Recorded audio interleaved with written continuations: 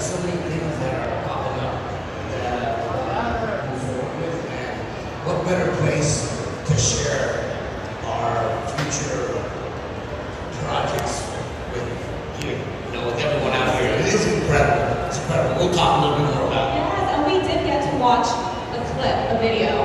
We did play it, and everyone, I loved it. Everyone just stopped. It was quiet. Even the people all the way back there were just taking a peek. So it looks so great. We're getting an exclusive look, which is such an honor, guys. This is exclusive. We're going to get to watch the show here in the U.S. very soon. So talk to us about what can we expect. I'm going to pass this on to my team here. Give you a little bit more of an explanation. More creators. Let me, did you guys take a look at it already? Or, what did you guys think? Okay. So yeah, now we can go ahead and pass on all the information.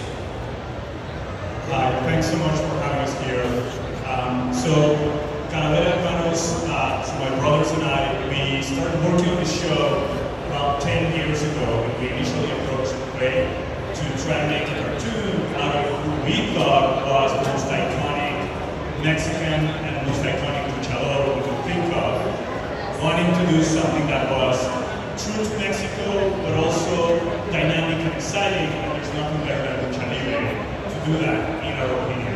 So we started working with Rey, and we started working with Cartoon Network Latin America, and it took us 10 years of development.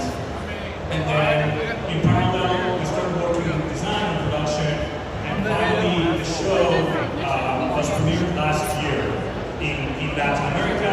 Like you said, we're working to bring it to the US and the rest of the world. I love that. And how does it feel to know that you're bringing this to life after 10 years or so? So it's pretty exciting, it's pretty amazing after all this work, but also for us, looking at Rey and Rey's career has been a source of inspiration. And Rey as the ultimate underdog has always had to fight uphill battles. And so for us that kept us humble, but also very focused on the goal. And at no point did we think, okay, we're giving up, we're not doing this, it's too hard. Because we couldn't kind of disrespect Rey's legacy that way. We had something in our hands that was very precious. We had to make it a reality. I love that. And also, Rey, you obviously wear a lot of masks. No pun intended. You do a little bit of everything. So, what does it feel to you knowing that you have your very first with Russia? Oh my God, this is a dream come true for me. When I knew what I wanted to become, Luchador, following my uncle's footsteps, the legacy of the Mysterio dynasty. Once that happened and it slowly started to develop, the next project on my radar was I have to do a cartoon. I've always wanted to do a cartoon.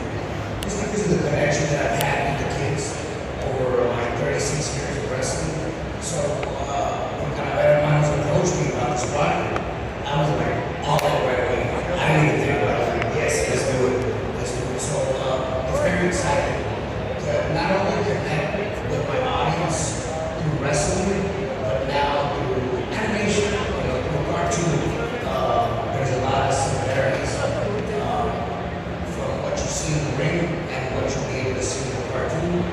And like Calavera said, the fact that we not only emphasize on the sport itself, but on the Mexican culture, which is incredible.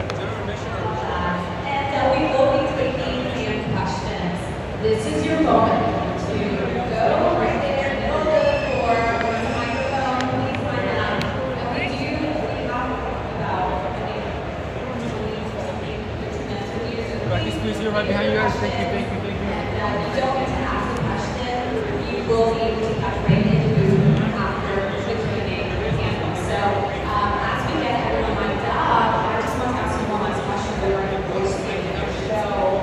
What do you think 10-year-old you? What do you think 10-year-old you would think about all of this? Oh my God, 10-year-old me would be really excited. 10-year-old me, probably not knowing what lucha libre is and not knowing what badass wrestler is, would transform me on wanting to become that image in the cartoon that I would see. You know, This is his posse. They came with him. It's inspirational, and like I said, it touches on culture. It touches on overcoming. You know, being the underdog. So many rich details that we live on a day-to-day life. Okay, we have our very first question. Hello, what is your name? Stacy, Stacey, what's your question? if you could choose any WWE star, either past or present, to either fight against or have as a tag team partner, who would it be? So I would pick Bret the Hitman Hart as a tag team partner or as an opponent. And there's another one that's on my list that I would pick if I would have given the chance to even tag with him or wrestle against. And that is Randy Macho Man Savage.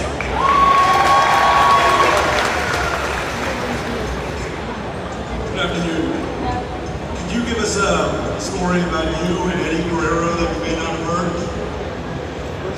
I tell this story a lot. So one time we had a SmackDown in San Diego, and Eddie and I would drive together.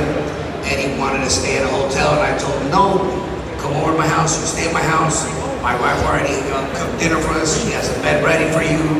So long story short, we finished our SmackDown show.